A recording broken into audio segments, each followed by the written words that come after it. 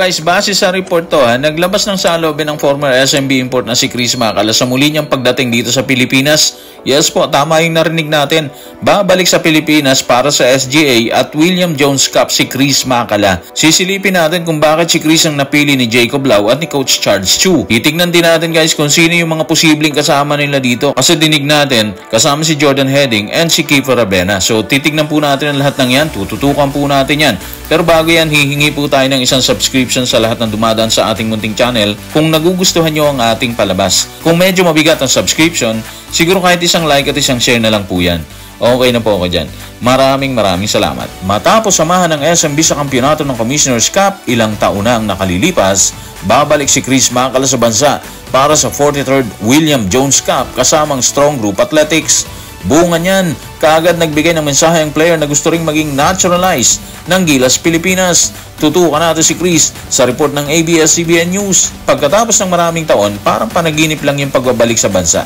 Apanapanabik talaga yung kahit sandali lang yung karanasang makabalik, training at yung andito ka ulit sa Pilipinas. Hindi lang siya exciting Pasalamat din kasi ako sa opportunity. Kakatawanin ko yung Pilipinas at mahalaga to na parang isang job interview sa akin dahil makikita rin ako ng ibang team na mag-perform. So guys, si Chris, ang laki ng puso nito para sa Gilas, di ba?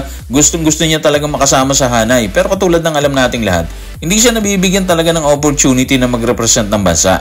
Luckily, nakuha siya ng Strong Group Athletics ni Jacob Lau para sa 43rd William Jones Cup. So magandang opportunity talaga to para sa kanya. Matapos kasi niyang samahan ng SMB sa kampyonato noong 2019, ngayon lang ulit siya babalik.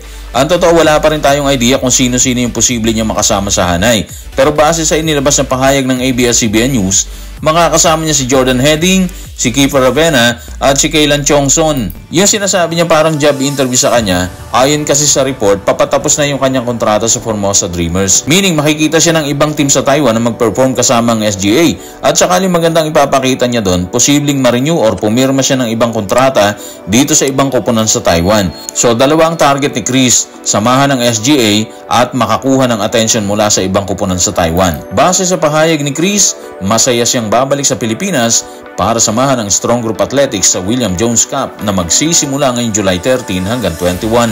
At para sa katanungan kung paano nila pinili si Chris, narito ang kasagutan ng presidente ng SGA na si Jacob Lau.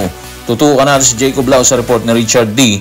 ng The Manila Times. Masarap sa pakiramdam yung marinig ang hiyawan ng fans para kay Chris dito sa Pilipinas. At ito ay isang bagay na matagal na naming alam. Ang kanyang pagdating ay hindi lamang napapanahon.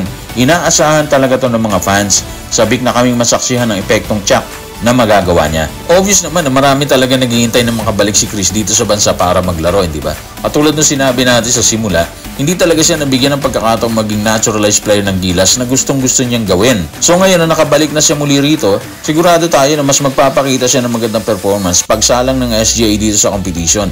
Sa ngayon, maganda pa rin ang stats na inilalabas ni Chris.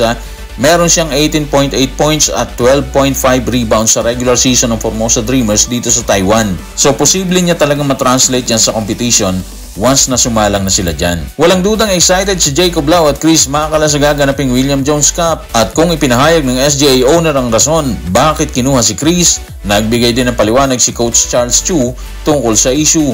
At narito ang kanyang rason bakit si Chris ang napili. Tutukan natin si Coach Charles sa report ng ABS-CBN News. Matagal nang nasa radar namin si Chris. Matagal na akong hinihimok ni Boss Jacob na i-recruit siya. At tuwang-tuwa ako na sa wakas, makapaglalaro na siya sa amin. Winner si Chris at pwersa din sa opensa. Hindi na kami nagdalawang isip na dalahin siya rito. So base kay Coach Charles, hindi nawawala sa radar nila si Chris. Ibig sabihin, dapat kinuha na nila si Chris nung panahon na nandun sila sa Dubai. Nung panahong sumalang ang SGA dito sa Dubai sa competition, di ba? Anyway, malaking bagay yung pagsama ni Chris sa SGA sa William Jones Cup.